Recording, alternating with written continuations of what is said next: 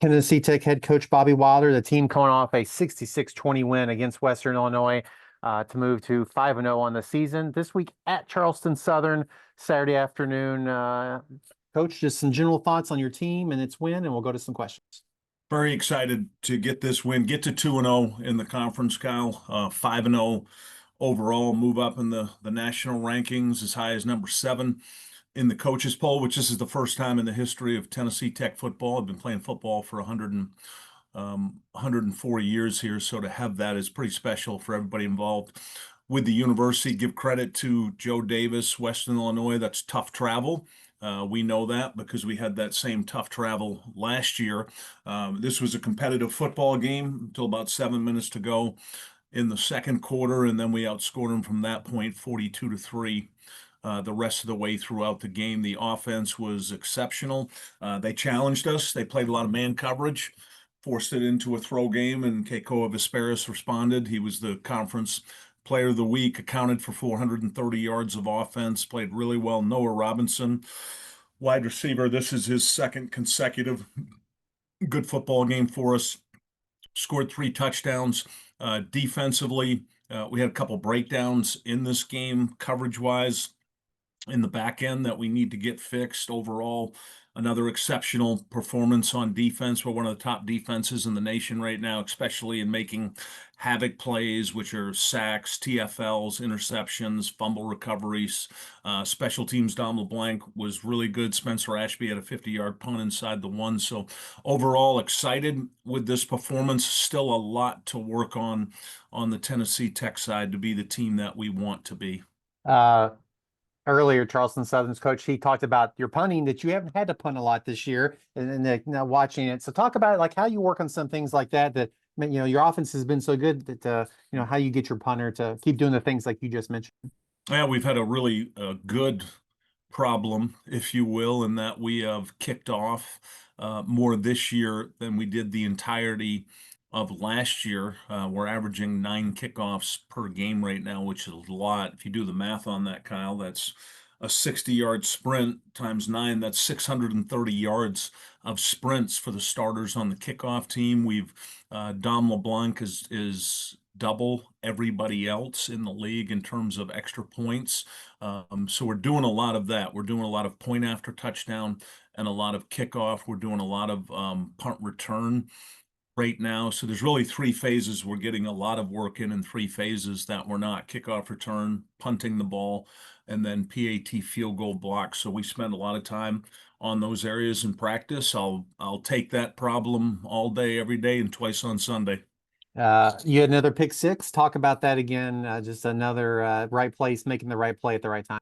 Just so exciting watching our defense right now, just how hard they play, Kyle. That's what I'm most proud of. Take scheme out of it, take talent out of it, take all that out of it. Just having guys on the field that play hard, that take pride in playing as hard the first play as the last. We've studied our play numbers so far this year, and we're averaging 175 plays per game. And the goal for our football program is that if Kyle turned a video on and didn't know if it was play 1 or play 175, it would look exactly the same to Kyle. So that's something we take pride in. And on that particular play, Kyle, you asked about, we had that pin punt by Spencer Ashby at the 1. We had him backed up. We put tremendous pressure on the quarterback, and Andrew Smith anticipated an outcut on the sideline, stepped in front of it, picked, scored. That's his second touchdown in 2 weeks as a corner, intercepting the ball. Last week at Tennessee State, he took one back 94 yards. This one was 16. So to see our defense do that, create havoc plays, create turnovers, and score the ball is good for the program. How's that depth help in playing so many players? And you talked about, everybody playing hard. The people who aren't playing as much probably want to play extra hard so they get more reps. That's happened in practice today. Everybody's out there in the pouring rain, and it looks like we're in a game. If you take plays off, if you're not committed to effort, you're going to lose your reps. And so it's that way in practice.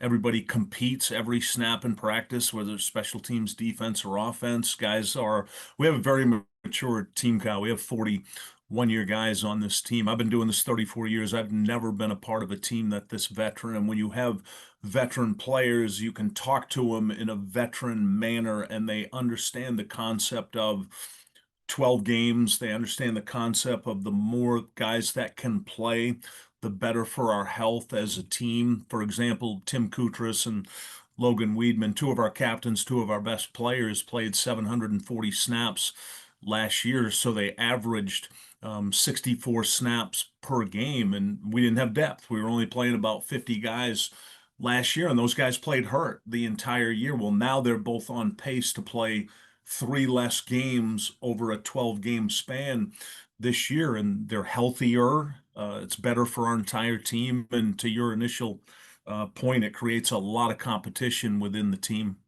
Your rush defense, one of the best in the country in the rankings. Charleston Southern likes to run the ball. So talk a little about them and what you've seen on tape from them.